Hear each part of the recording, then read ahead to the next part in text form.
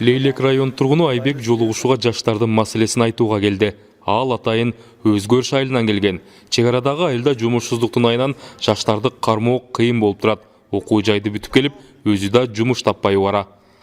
90% жаштар бизде чет элде жүрөт. Россия жана башка шаарлардачы. Ошол жакта эмгек кылып, анан бул жакта өзүбүздүн райондо негизи жумуш жок, иш жок. Жаштарга деле жумушка дагы, ишке дагы эч жерге орноша албайсың да.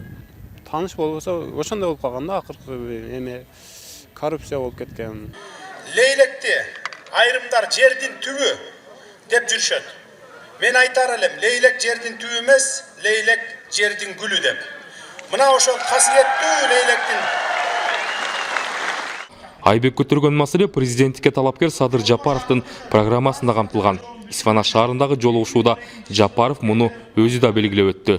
Мейли министрдин баласысыңбы, карапайым калктын баласысыңбы, эгерде колуңда дипломуң болсо, билимиң күчтүү болсо, өзүң ошол тармакты тартып кете турган адис болсоң, конкурстук негизде түз эфирден бүтүндөй жалпы элге көргөзүп туруп, тандап алып туруп, анан кийин жумушка коебуз. Мен ошол системаны киргизейин деп келдим буяка. Бардыгы бир теңдүү болот. Бул боюнча мен сиздерге сөз берип кете алам. Буга күчүм да акылым да жетет муну уюштурганга.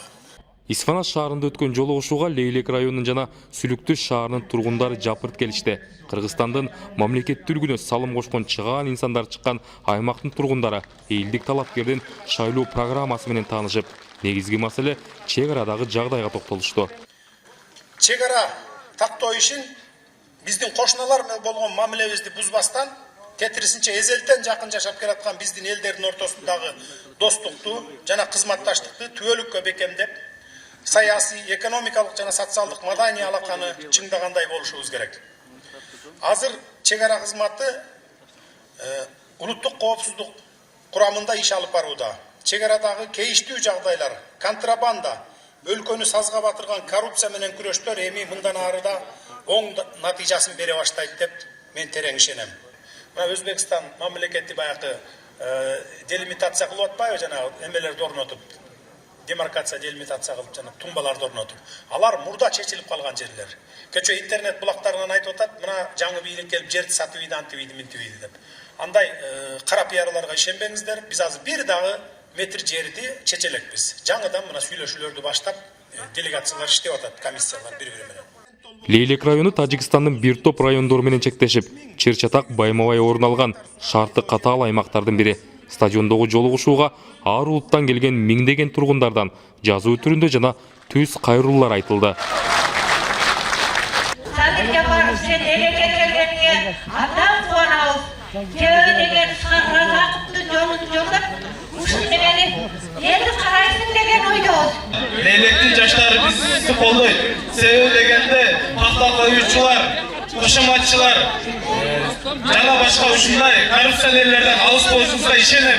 Урматтуу Садыр Жапаров, Сүлүктүү шаарына да көз карап койсуңузга, биздин Сүлүктүү шаарда шахта керек боло турган болсо, Россияга жарым берип турган. Азыр мына биздин Сүлүктүү шаарда порядокун карап койсоңуз. Убакыт тардыгынан талапкер жазуу түрүндө суроолорго Бишкекке барган соң социалдык тармактар аркылуу сөзсүз жооп берерин айтты. Исхак Разаков Ташкенттеги Сталин атындагы педагогикалык техникумга кирип, Лейлекке барган талапкер кыргыз эл баатыры, мамлекеттик ишмер Исхак Разаковдун музейине да барды. Кыргыз мамлекеттүүлүгүнүн бекемделишинде орду бар инсанды урматтаган Жапаров анын жолун улап, таза иштөөгө умтулаарын билдирди.